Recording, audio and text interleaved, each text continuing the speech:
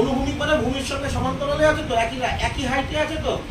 এই অবস্থায় দেখে এইটা এমন একটা অংশ, এখানে চাপ দিলে কি হবে, যখন আমি চাপ দেবো এখানে, এখান থেকে বায়ু বেরিয়ে যায়। যখনই আমি এখান থেকে বায়ু বার করে দিচ্ছি, দেওয়ার পর যেই আমি এটাকে ছেড়ে দেবো, তখন ভেতরে একটা ফাঁকা জায়গা তৈরি হবে। সেই ফাঁকা জায়গা পূরণের জন্য বায়ুমণ্ডল এই অংশে পৌঁছানোর চেষ্টা করছে বায়ু, সেটা এই তরলের উপরে চাপ দেবে এবং এই পাত্রের মধ্যে একটু একটু করে তরল ঢুকতে শুরু করে দেবে, এবং সেইটা এই পর্যন্ত আসার অপেক্ষা।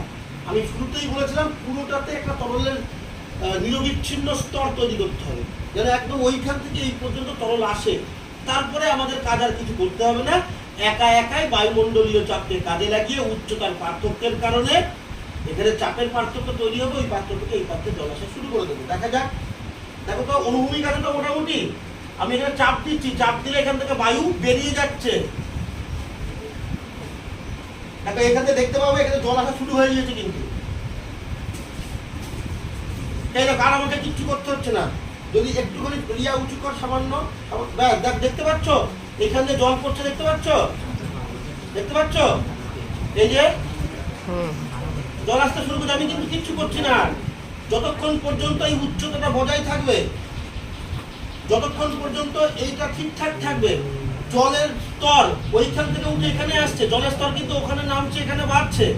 যতক্ষণ পর্যন্ত এইটা দেখা যাবে যে এর উচ্চতা বেশি, যেখান থেকে তরল অপসারিত করছি তার উচ্চতা বেশি, ততক্ষণ পর্যন্ত কিন্তু এই প্রবাহ চলবে। ওর উচ্চতা যদি এর থেকে কমে যায়, ওখানে তখন ওই দিকে চাপ কম, এদিকে চাপ বেশি হয়ে যাবে, এদিকে তখন এদিক থেকে ওদিকে তরল যাওয়া শুরু করে দেবে। বুঝতে পারছি? দেখো অনেকে খেয়াল করতে পারছো যে দূরে উঁচু করলে পরে কিন্তু কম জল পড়ছে, কিন্তু আমি ধরে রাখি এরকম করে, কারণ উঁচু করলে পরে আমার ওই চাপটা কমে যাচ্ছে। ঠিক আছে, তরল কিন্তু ওইখান দিক থেকে যদি দেখা যায়, তরল ওইখান থেকে নামতে শুরু করছে, অনেকটা নেমে গিয়েছে, আর এখানে কিন্তু তরল আসতে শুরু করছে। যদি কেউ দেখতে চাও এখানে এখনো আসতে পারো, এসে প্রমাণ দেখে যেতে পারো। উচ্চতার পার্থক্য যত বেশি হবে, তত বেশি চাপ তৈরি হবে, তত বেশি তরল ওখান থেকে এখানে ট্রান্সফার হবে। কিন্তু এইখান থেকে কখনো ওইখানে যাওয়া যাবে না, দেখাবো আমি সেটাও। নিচের দিকে একটু করে দেখো, রিয়া কিন্তু একটু করে নিচু করছে, কেন? ওই বালতির তরল যতটা ছিল, এতখানি প্রায় জল ছিল, সেটা কিন্তু নেমে এখন প্রায় এখানে চলে এসেছে। তাহলে এখানে কিন্তু আমাদের আবার এখানে জল একদমই ছিল না, সেটা প্রায় এতখানি উঠে এসেছে। দেখতে চাও, এই দেখো রিয়া একটু উঁচু করে দেয়, দেখো ওইখান থেকে যদি উঁচু করে দেখো, এখানে তরল কিন্তু আস্তে আস্তে পড়া বন্ধ হয়ে গেল, আর আসছে না। কেন? ওইটা কিন্তু উঁচু হয়ে গেছে এমন জায়গাতে, এই দুটো তরল স্তর দেখা যাচ্ছে প্রায় সমান চলে এসেছে।